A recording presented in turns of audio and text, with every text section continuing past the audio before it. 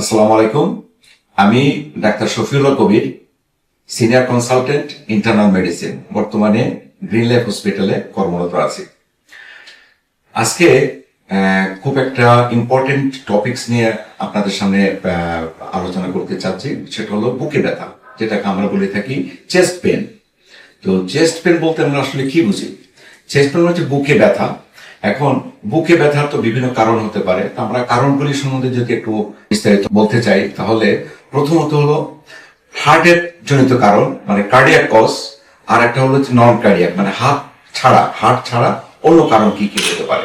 তো হার্টের কারণগুলি আমরা প্রথমে আলোচনা করি। যুক্তরাষ্ট্রের এফডিএ ও অস্ট্রেলিয়ার টিজিআই কর্তৃক সার্টিফাইড জেনোফ্যাক্সের গাট স্ট্যাটাস টেস্টের মাধ্যমে আগাম শনাক্তকরণ জটিল ও দীর্ঘমেয়াদী রোগের সম্ভাব্য ঝুঁকি। সবচেয়ে ইম্পর্টেন্ট সেটা হলো যে হার্ট অ্যাটাক, মানে কার্ডিয়াক অ্যারেস্ট যেটা বলে, যেটা আমাদের সবচেয়ে বেশি কনসার্ন। এইটা হলো অন্যতম প্রধান কারণ। এছাড়াও কিন্তু আরো কিছু কিছু কারণ আছে যেগুলি আমাদের জানা দরকার। যেমন জন্মগতভাবে যদি আমাদের ভালভে যদি কোনো সমস্যা থাকে, যেমন অ্যাওর্টিক স্টেনোসিস এক ধরনের ওষুধ, এটা যদি হয় তাহলে কিন্তু বুকে ব্যথা হতে পারে। তারপরে জন্মগত ত্রুটি হার্টের, যেমন মাইট্রাল ভালভ প্রোল্যাপস, ভালভ যদি প্রোল্যাপস হয়ে যায় তাহলে কিন্তু এটা বুকে ব্যথা হতে পারে। তারপরে কার্ডিওমায়োপ্যাথি বলে, এটা হার্ট মাসল যখন বড় হয়ে যায়, দুর্বল হয়ে যায়, সে কারণে কিন্তু বুকে ব্যথা হতে পারে। তাছাড়া হার্টের যে উপরে যে আবরণ আছে, যেটা পেরিকার্ডিয়াম বলা হয়, ওই পেরিকার্ডিয়ামে যদি কোনো প্রদাহ হয়, যেটাকে আমরা বলে থাকি আমাদের ভাষায় পেরিকার্ডাইটিস, এটাও কিন্তু বুকে ব্যথার একটা অন্যতম কারণ। তাহলে আমরা আলোচনা করলাম এত সময় হার্ট জনিত কি কি কারণ হতে পারে বুকে ব্যথা।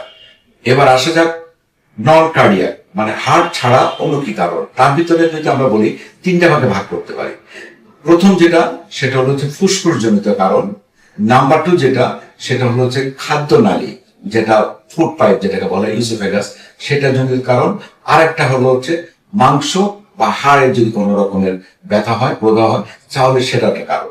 তাহলে প্রথমত যেটা বললাম সেটা হলো ফুসফুস জনিত। ফুসফুসে কি হতে পারে? যেমন সিম্পল নিউমোনিয়া যদি হয়, কারণ যদি ফুসফুসের যদি প্রদাহ হয় বা ইনফেকশন হয়, তাহলে কিন্তু বুকে ব্যথা হতে পারে।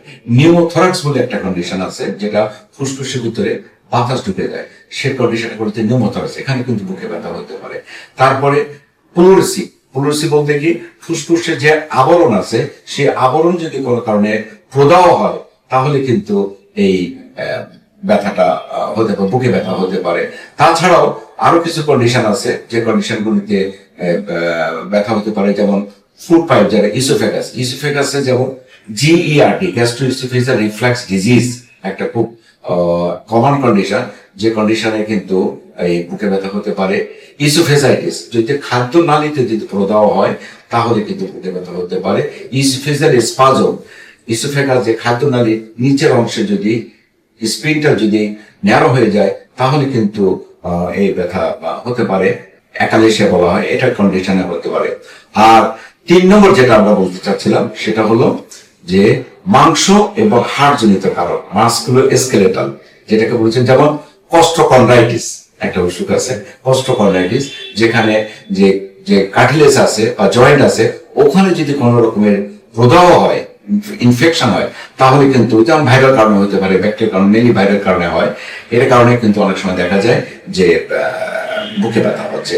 আর ফাইনালি না বললে নয়, যখনই আমরা কোনো কারণে যখন খুঁজে পাই না, তখন ওটাকে আমরা বলে থাকি সাইকোসোমাটিক চেস্ট পেন, যার মানে একটা মানসিক কারণে হয়তো বা বুকে ব্যথা হচ্ছে। আপনাদের সবাইকে অসংখ্য ধন্যবাদ।